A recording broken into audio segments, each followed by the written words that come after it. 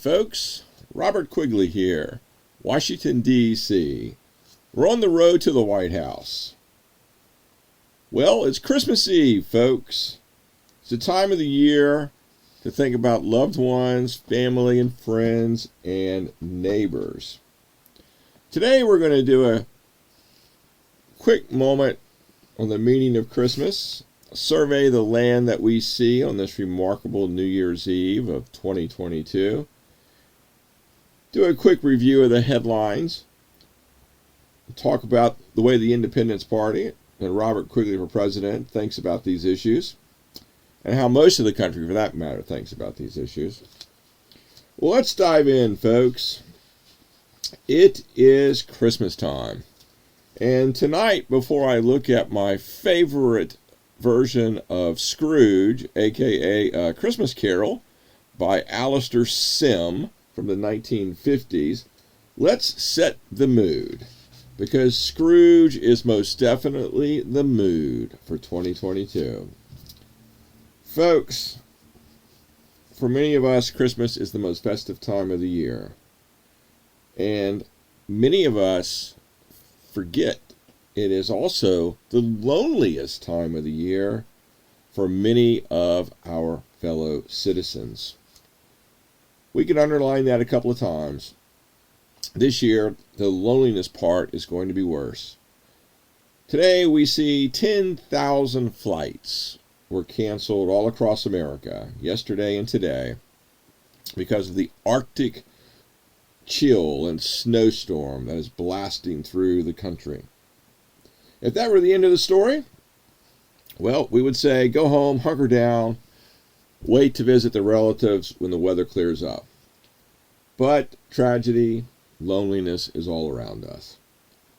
We learned today that a Tennessee man, an extremely poor Tennessee man, went off and robbed one of his neighbors of all of the presents under the Christmas tree.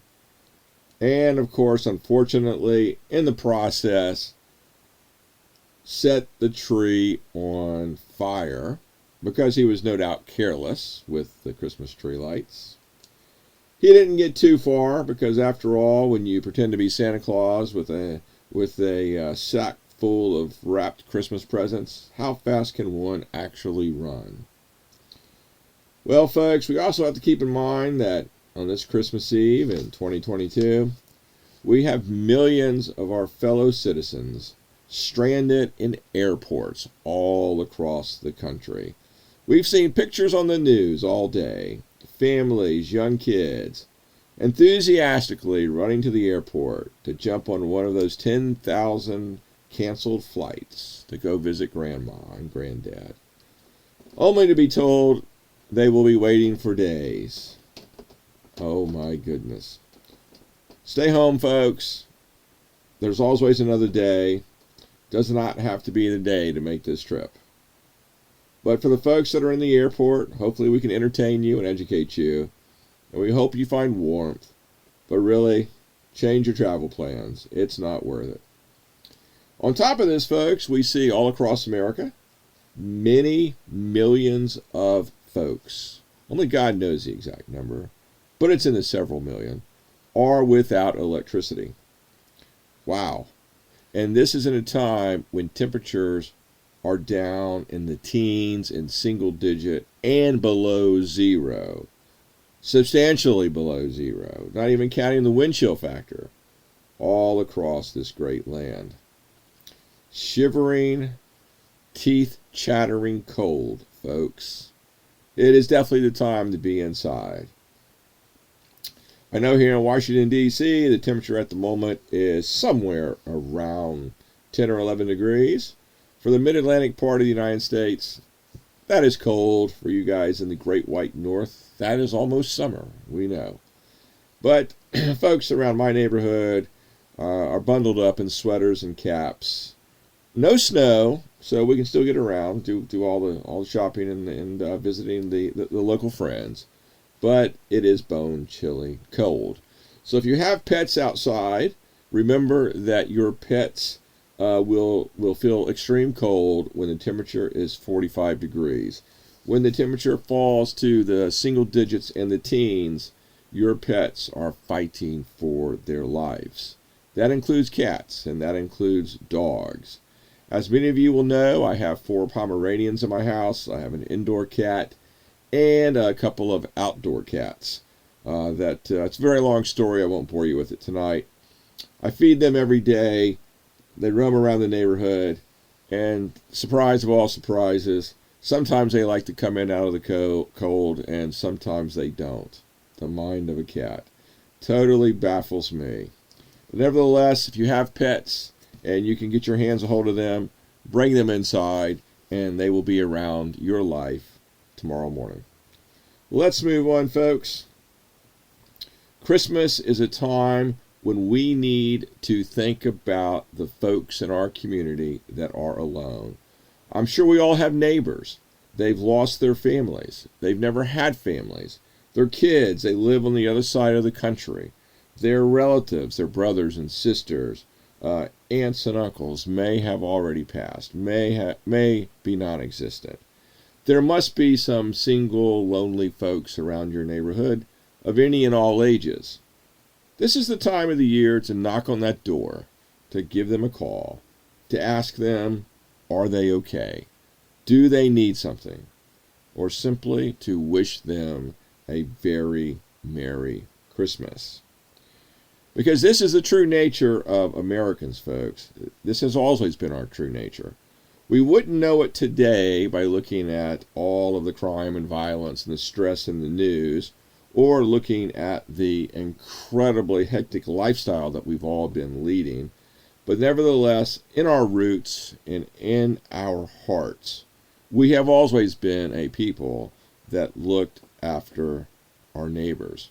So go knock on that door, give them a call, do what it takes to check in and see if our fellow neighbors are doing well. Now, some of the fun bits of news before we get to some serious stuff, and then we'll call it a day. We're really wishing everybody a Merry Christmas here and encouraging the best behavior as possible. We learn that there's a new world of agriculture unfolding in front of us. You know, the global agricultural sector today, for the most part, is centered upon planting and replanting annual crops, cereals and grains and rice and so forth. This is totally unproductive, my friends. What we see, millions, well, maybe not millions, but let's just say an awful lot, but we hope to be millions, of foresighted people have come to realize that nuts, for example, chestnuts, but there are dozens and dozens of examples of nuts, are very good sources of nutrients and proteins. And many folks have gone to planting some type of nut tree, whether it's a chestnut tree or a pecan tree or one or the other, dozens upon dozens of nuts that we have available to plant here in North America and the Mid-Atlantic. Some of those might be almond trees. Some of those might be black walnut trees. Some of those might be butternut trees. We talked about chestnut trees. We have the English walnut. We have the hazelnut trees. We have the hickory nut trees. We have the heart nut trees. We have pecan trees. Folks, it's amazing how many pounds of nuts a tree will produce and how many trees one could put in their suburban yards, let alone their rural yards, their farm yards, even their city yards. I've got 30 evergreen trees around my house in Washington, D.C., not that anybody cares. And, of course, I got the famous George Washington cherry tree, too. But where I'm going with this, folks, is we're in this age of global warming, and climatic impacts are going to reshape the world as we know it. And one of the things that everybody can do is to go out and plant some nut trees in your yards. Plant them on that grass medium between the sidewalk and the street. Plant them in parks and open places, everywhere you can find them. Doesn't matter. I'm going to give you some advice here. It's practical advice. A lot of my political opponents are going to hate it. But go to your local parks and pick a corner that is not so well traveled and plant some nut trees. Do whatever it takes, because Nuts, as it turns out, are a great source of food, not only for the animals, but for people too. This is one way we can reshape or help reshape our global warming impacts, is simply transforming millions upon millions of acres of annual crops into nut trees, which, by the way, have lifespans longer than humans. It might take anywhere from 3 to 5 years up to 10 years to get a full harvest of nuts, depending on the kind of tree you plant. Most will produce in 4 or 5 years. They'll start producing nuts in 4 or 5 years. But nevertheless, it's one of those little things that people can do everywhere, all over the planet, all over America, to help us tackle global warming and deal with the climatic changes that are coming our way. Now, folks, that was a fun part of today's sort of society brief summary of the news around us. Let's move on to a couple of more serious topics. We learned today that the Chinese, of course, are suffering the COVID virus big time. We're just going to quickly summarize the real numbers of what's happening in China. We all know they've got about 1.4 billion folks across their land. We also know that the coronavirus kills roughly 2% of the population when it goes unchecked. So what that means is every single one of the 1.4 billion people in China will be will catch COVID. They will be exposed to the virus, and they may or may not suffer the symptoms, but on average, 28 million Chinese citizens are going to die in the next 6 months. There's no question about it. Maybe 7 or 8 months, but right around that time frame, you get the point. Already, their crematoriums are 24/7, non-stop. Bodies are stacking up in the streets, in the morgues, in schools, and auditoriums. And I say all of this because the Chinese are our arch enemy. We should have never developed the amount of trade with them that we did. But the official Chinese statistic is 9 people have died from COVID. Well, folks, just today on news shots, the number of deceased that we've seen are like 1,000 times more than 9. I mean, it's absolutely crazy what goes on over there. Let's move on, folks. We also see from this Christmas Eve news that the Republican Party is imploding. Of course, if we're watching politics and we're watching the world of American government, we know this to be the fact. And what exactly is going on when I say the Republican Party is imploding? Well, we all know that Donald Trump commands 35% of the Republican vote. And we're seeing news headlines that Donald Trump is failing, that Donald Trump is fading into irrelevance. The problem with all of this nonsense is he commands 35% of the Republican vote. So with 35% of the Republican vote, it is going to be tough sledding for anybody in the Republican camp to try to dethrone him from obtaining the Republican nomination in 2024. So we see the Republicans expressing huge amounts of regret. They have buyer's remorse like no other person on the planet has ever had buyer's remorse. And they're now complaining that, Trump is going into irrelevance. He doesn't make stump speeches every day. He's not as active as he should be. Well, folks, we have 2 years to go to the election, and he's well known by everybody in this country, if not everybody on the planet. So it would be absolute foolishness to think that somebody as well known as Donald Trump, whether you like him or not, disagree or not, should go out on the stump speech or make radio shows every day for that matter.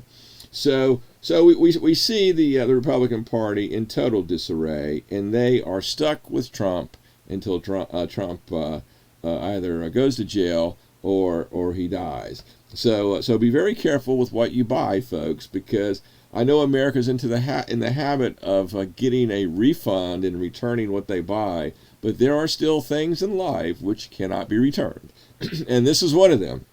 So Republicans, I hope you enjoy this experience that you're going to have over the next couple of years as the entire Republican Party, remember 75% of Americans hate them at least, begin that downward slide into irrelevancy. That's what happens when you don't solve problems, Republicans, is no matter what, for one reason or another, you're going to become irrelevant. So if you look at this topic from just a slightly different point of view, what is Donald Trump's election tactics? And don't get me wrong, I'm no cheerleader of Donald Trump, but I can analyze the political landscape pretty easily. Donald Trump has the Republican nomination to lose. He only has to sit back and intermittently check in with his very large crowd of supporters and to remind them that he's still in it for the election. And that's pretty much all he's got to do. He doesn't have to go out to the stump every day. He doesn't have to make speeches. Like I say, he doesn't have to make radio shows every day. Trump is a well-known quantity. And, of course, granted, we can talk the pros and cons on a different day, but right now we're just simply talking about Trump's decision to lay low and essentially coast into the Republican nomination a few years later.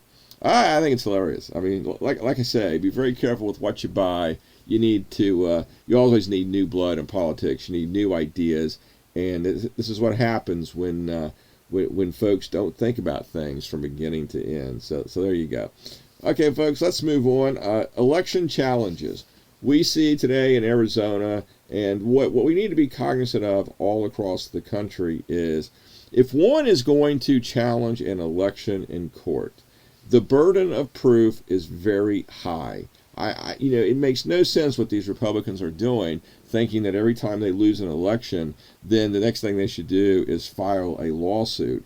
Because the presumption in the courts all across America, whether you're talking about state courts or federal courts, the presumption is that the election process was fair. So that means the burden of proof is on the plaintiff, is on the challenger, the person that lost the election. If they bring a case in court, they have to prove that the election was fraudulent. There was something wrong with it. We're talking about something wrong to the extent that it would actually change the votes. So one cannot go and argue about ministerial or irrelevant mistakes or incorrect procedures. See, this is a mindset problem. This is, we talked recently about habeas corpus in American criminal law.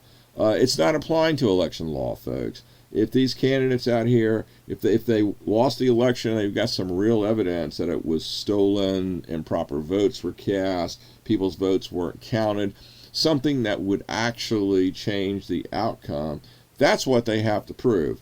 And as we saw during Trump's election fiasco in 2020, and what we're seeing with the midterms, it's time to move on, guys. Candidates have to be problem solvers. If you're going to sit around and talk about political slogans all day, if you think this is about whipping up passions, you're thinking wrong, because America is moving into very trying times, and most Americans are very smart and realize that we need solutions to our many, many problems, some of which will knock us out if we're not careful. So, folks, just a couple more points from the daily news that we need to talk about in this Christmas time. Of course, let's move on and talk about Russia for a quick minute. We've seen in the last year, and it's hit the news headlines today, that Russia has reopened many of its Arctic bases, and it is in the process of refurbishing and upgrading those Arctic bases. And many nuclear missiles were stationed there. They have airplanes and bombers stationed there. What's really happening, folks, is we know that the ice all around the planet is melting. We know it's going to be gone in about 50 years. We know the sea levels are rising. We know that the Arctic is going to open up shipping lanes when all that ice melts. And then, of course, it brings the Russians that much closer to North America. Because when you go over the North Pole, we're really not that far away from each other. And if you look at the Alaska situation, I think at the closest point, we're like 2.5 miles away from Russia.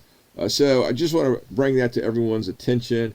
But contrast that with the Russian military. We know because of the Russian invasion of the Ukraine, the Russian military is now imploding.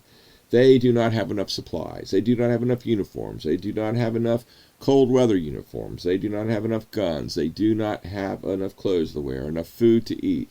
Everywhere you look in the Russian military, we see they are falling apart. The image that we should have is the image of a retreating a Napoleonic army from days gone by. That's what Russia pretty much looks like. So they've got an ego bigger than the planet, but they've got a military position that at this point in time is pretty much going to wind up being like North Korea. You know, they can saber rattle nuclear stuff all day, but they're pathetically weak in every other area. So folks, so what this means, why am I mentioning this, is because in this Christmas season, we have lots of U.S. military folks with their eyes open, stationed around the world, with their eye on the ball, as it were. And, of course, you know, we have Europe and NATO and the Ukrainians themselves fighting the war. And everyone is paying very close attention. So this Christmas Day, our hearts must go out to the Ukrainians. Our hearts must go out to the folks in uniform all across the planet. We must remember their souls and pray for their souls and hope that everything works out well for them. They're certainly in my prayers, and I hope they are in your prayers too. Now, I know many of you are probably going to wonder just how religious I am. Well, I was baptized a Catholic. My wife is a Buddhist. I've got every Christian religion in my family. I think I've got most religions in my extended family. Very typical American in that regard. But whatever book we want to believe in, it's really the good wishes and the good heart and the positive ways that all of the religions of the world try to direct their followers. So that's the vein that we're talking in today, folks. We wish all of our military personnel the best. We wish all the Ukrainians the best. It's too bad that Russia put themselves in this dreadful situation. But as that saying goes, the Russians have nobody to blame but themselves. So, folks, with that, I'll leave it on this one positive note. The Mega Millions lottery, as you all know, is back up to $585 million. The next drawing is on the 27th of December, close enough to Christmas. So, hey, go out and buy your lottery ticket. If you win, it'll be the 6th largest lottery in history. And I hope someone who listens to this radio show or podcast wins. And, folks, with that, I wish everybody a very Merry Christmas. And until we meet again, good luck to you and your families. Folks, nothing is free in America. Campaigns are expensive. We must spend money to make America great for everybody. In that vein, we have a presidential raffle. We have 20 million raffle tickets to sell during the Robert Quigley for President campaign. We're giving away more than 19,000 prizes. Those prizes include, we're going to give away a house. We're going to pay off a mortgage. We're going to give away 15 Tesla automobiles. We are going to give away a half a dozen mobile homes. We're talking about Thor, the Hurricane model, top of the line, folks. In addition to that, we're going to give away home energy systems, about a dozen home energy systems, in fact. And those are going to include wind turbines, solar panels, battery packs, heating systems, all the wiring boxes and bells and whistles to make those particular homes energy self-sufficient. In addition to that, folks, in this presidential raffle, we are going to fund 4 brand new small businesses somewhere in America. And the value of those grants are going to be up to $250,000, specifically for the creation and operation of a new small business. Now, folks, in addition to those raffles, we are going to be giving away around the world trips. we're going to be giving away around the world backpacking trips, which are going to be mostly on the airlines. We're going to be giving away an around the world trips, that's plural, and those are going to be cruises. In addition to that, we're giving away computer systems. We're giving away Apple gift cards, Amazon gift cards, Visa gift cards. In addition to those, we're giving away Cracker Barrel gift cards, Walmart gift cards, Starbucks gift cards, and of course Papa John gift cards. Now most of these 19,000 plus prizes have odds of about 1 in 100, which is very, very good in relation to the lottery tickets that we buy around the country.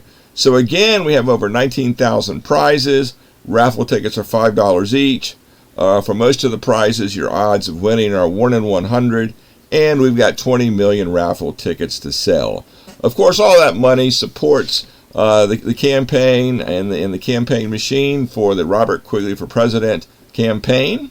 In addition to the raffle, we also have a campaign hat. It's a green color. It makes you look smart, makes you look sexy, has a nice logo on the front.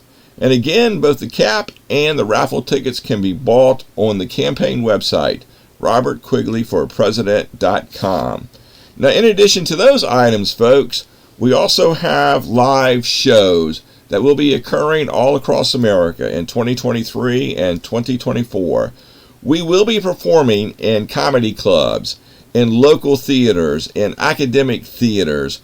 Basically, the show is part entertainment, part educational, and part stump speech. Every show will have Q&A. Every show will be recorded, as we're making both a documentary and a movie of the campaign and the life and times of Robert Quigley. So again, folks, you can go to the robertquigleyforpresident.com website. We will put the schedule up on the website as it firms up, and you can buy tickets to the shows on the website. In addition to those items, folks, we have a book that's under production as we talk. It should be up in the market in about 3 or 4 weeks. It's also going to be for sale on the campaign website. And essentially, it's a biography of Robert Quigley. You will also be able to find that on Amazon, Barnes & Noble, and Walmart. So, folks, if any of those items don't tickle your fancy, we also take plain old-fashioned political donations. Again, all of these items can be found on the robertquigleyforpresident.com website. Look under the Buy and Donate button. There's more description for each of these items and each of these prizes. And with your help, together, we can make America great for everybody. And folks, before I forget, I want to offer a big thank you to our sponsors and our advertisers on iHeartRadio. We appreciate all of your support and all of your effort to help make this campaign great for everybody. We wish you a Merry Christmas, and we hope you keep up the support. All the best to you and your families. And until we meet again, thanks again. Merry Christmas.